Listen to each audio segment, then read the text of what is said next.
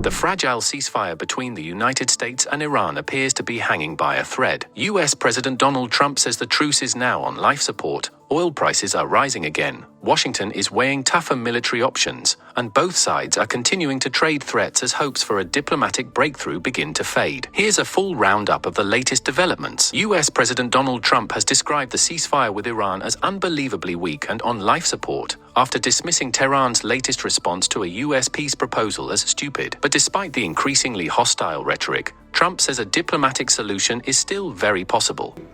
Unbelievably weak. I would call it the weakest right now. After reading that piece of garbage they sent us, I didn't even finish reading it.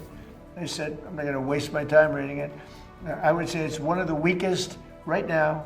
It's on life support. They understand. These are all medical people.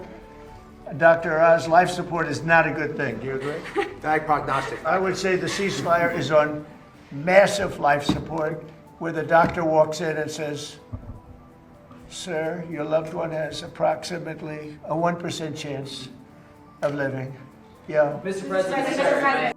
According to reports in US media, Trump is becoming increasingly frustrated with Iran's handling of the negotiations, with some advisors now weighing the possibility of a return to large-scale military action more seriously than in previous weeks.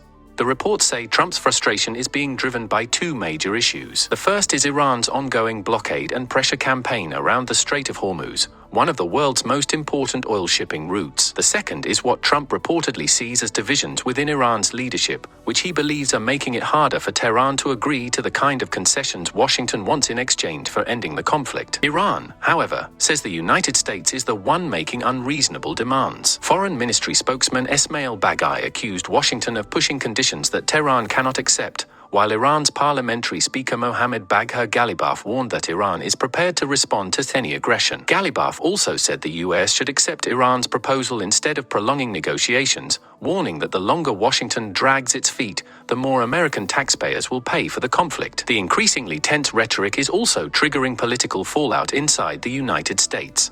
Senior Democrat Senator Chuck Schumer has accused Trump of dragging the US into what he called an illegal, costly war without any goals or endgame. Schumer says Democrats will force another vote this week on a war powers resolution aimed at withdrawing U.S. troops from hostilities involving Iran. The resolution is designed to limit a president's ability to continue military action without congressional approval after 60 days of conflict. Democrats have attempted several similar votes before, but Republicans have largely voted them down. Meanwhile, global markets are continuing to react nervously to the uncertainty surrounding the conflict. Oil prices climbed again in early Asian trading after hopes for a diplomatic breakthrough appeared to weaken. Brent crude rose above $104 a barrel, while US crude approached $99 a barrel. The gains followed a sharp jump on Monday, when both oil benchmarks surged nearly 3% as traders weighed the risk of disruptions to energy exports from the Gulf.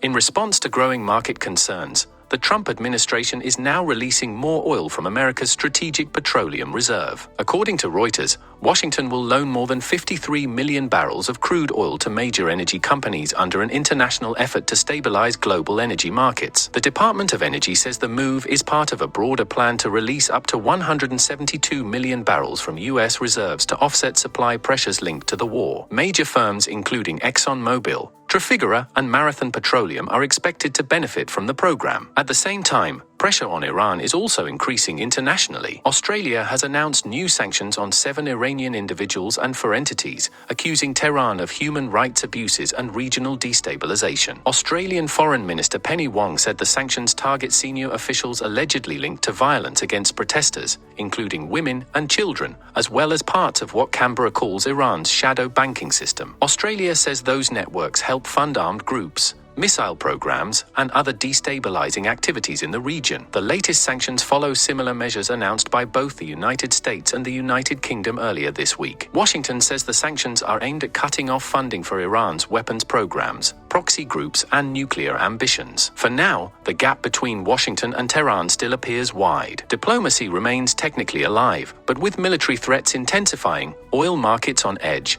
and political pressure building on both sides, the ceasefire is looking increasingly fragile.